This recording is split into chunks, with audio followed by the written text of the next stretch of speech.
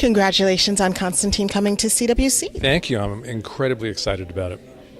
Now, I know that it was a TV show on NBC. He's been guesting on not only Legends of Tomorrow, but also on the animated movies. Right. I was speaking to your co-creator, and he said that you've taken certain aspects of both, but you're still making Constantine a little bit unique on this animated show. Well, the character is multifaceted, so I think each portrayal has been true to the character, but a little bit different. I think what we have here in City of Demons is the closest to the comics that we have come yet, because it's a pretty dark story, and it's really, really true, I think, to the essence of who Constantine is. Not that the others weren't, but I think it's the closest one to adhering really to the comic book portrayal of the character.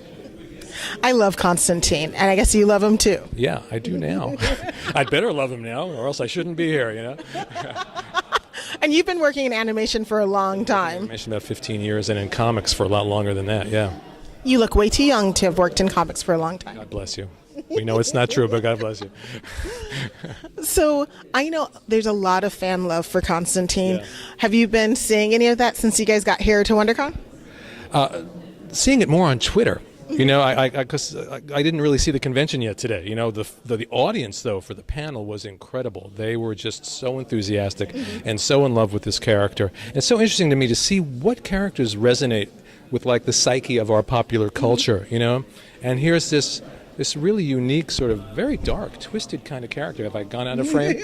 Here's this very unique, twisted character that people just adore. Just adore, they seem to just love him. And I was saying to somebody before, there have been two brilliant bits of superhero casting that are just off the charts as far as I'm concerned. Well, to call Constantine superhero is a stretch, but you know what I mean. Robert Downey as Iron Man, yes, and Matt as Constantine. Yes. I think those are the two greatest bits of casting in comics to screen that I've ever seen. He's just perfection. He really is, and it's really neat that he's able to not only do it live action, but to do the voiceover as well. Yeah. I mean, and that's what was so great, because, when you're writing these things, a lot of times, you have to create the character's voice in your head. Mm-hmm. And certainly when I was writing the comic book, which was before the show came out, and they kind of overlapped. So I had my own Constantine in my head, But I can just hear, if I have to write the character now, it's his voice that I'm hearing, because he is just so perfect at it. Now, as someone who's written the comic book, and now you're working on the show, were there certain things in the comic book that you wanted to bring to the show, but it's just too hard when it was a live action that you can really do with animated, because there's no... Right, there's a lot more. There are constraints with animation too. There are budgetary constraints, and I get notes saying, we can't put in that 10th demon or something because it's too much. Although with this one, I have to say, no one ever called and said, take that out, or we can't do that, or it'll be too expensive.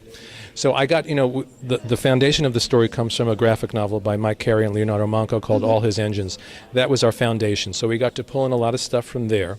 And then I built this story out from there with other elements and other characters. And I got to pull in Nightmare Nurse, who's a character that I co-created from Justice League Dark. And there are plot elements that I actually pulled in from some other stories of mine that weren't, also from Justice League Dark, which if you're a hardcore fan, you might recognize something that happens at the end. I went, I saw that someplace, So it was fun to kind of weave all these elements together and then just create new things. There's a new character.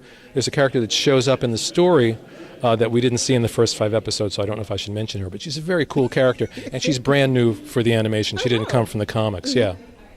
Now, when you guys are working on an animated show like this, how hard is it to find the voice actors that encapsulate, or do you sort of tweak it after you find the voice actor to make the characters fit them a little bit better? That's not part of my job description, finding the voice actors, but I have to say, the voice acting in this thing, and it's not just because I'm doing promo, this is really the truth, uniformly is fantastic. I mean, real subtlety, real emotion, real depth that they brought to these characters. So I didn't have to rewrite anything to fit anyone's voice.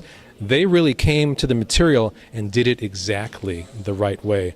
The guy that plays Chaz, who played his wife, Nightmare Nurse's character I created, this woman was like, same thing. The voice was exactly what I would have heard in my head, Wow. So I was so impressed with the voice acting in this. It's not like we're doing cartoon voice acting. This is acting with a capital A that these people do, and they were all really, really good. I'm very excited about CWC adding animation to their network, because I remember when Cartoon Network had DC Nation. I loved that. Right. Then they ended it. I'm hoping that CW will add even more animated shows, and if so, what would you like to see added? That's a great question. Well, I would actually like to do another Constantine, is what I'd like to do.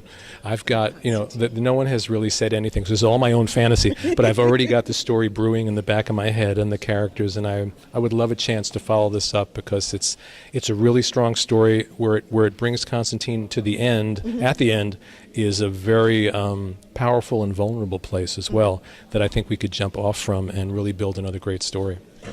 That sounds so good. Yeah. And I said it before, but I'm really a big fan of Constantine. Like, I remember seeing the show, and I hadn't really known Constantine before that. So I'm going to ask you a question, because someone asked me this before. They said, well, what is it about Constantine that resonates? And I'm saying, you never know. Why does one character or one band or, one actor, why do they resonate? So what is it about Constantine that really does it for you?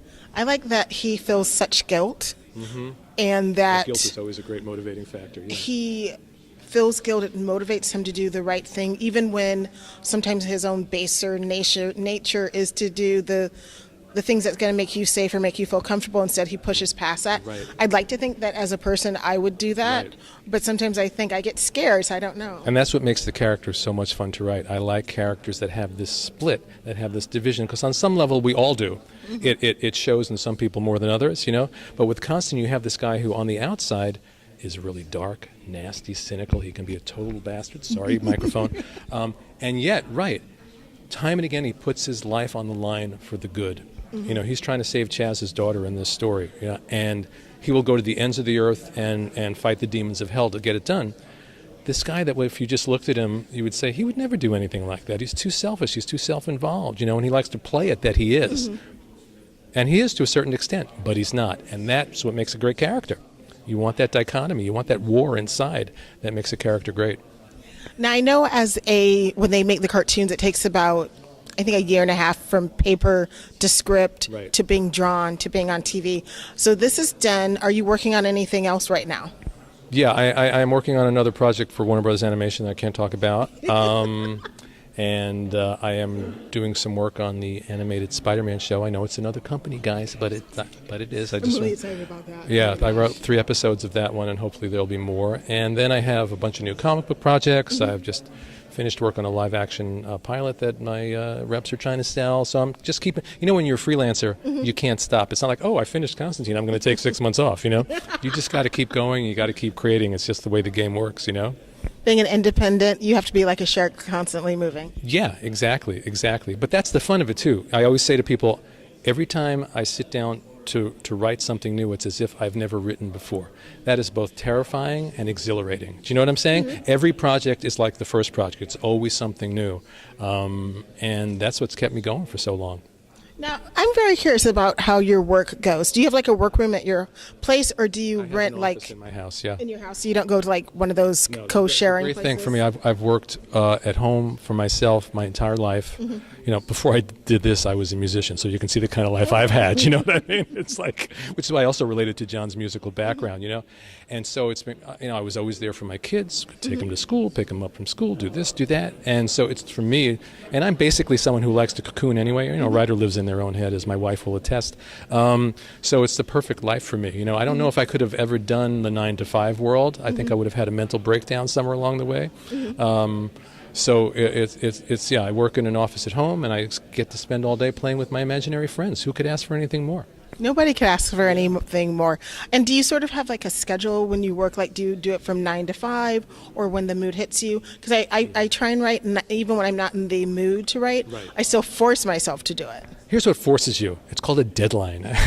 And when they say, we need this script in 3 weeks, or, oh my God, the artist is late and we need to have this tomorrow, or whatever, as much time as I have, I'll take. And if it's suddenly the same exact project, if you need it in 2 days, somehow it gets done in 2 days. So the deadline is a great motivating factor. And after doing this for so long, and it's a terrible thing to say, and my editors shouldn't listen, I love having my back to the wall and having a deadline. There's something There's like an adrenaline rush. There's something really exciting knowing that your back's to the wall and you still have to do a great job, though. You know what I mean? And I'm fascinated by the unconscious mind, how it could take 6 weeks if it's given 6 weeks, and yet if it has to do it in 2 days, somehow the whole process that you go through in 6 weeks gets done, in the course of 2 days. And I've been doing this my entire adult life, and it's all still a mystery to me, and that's why I love it. It's a total mystery what I do. I haven't figured it out yet, but it's really fun.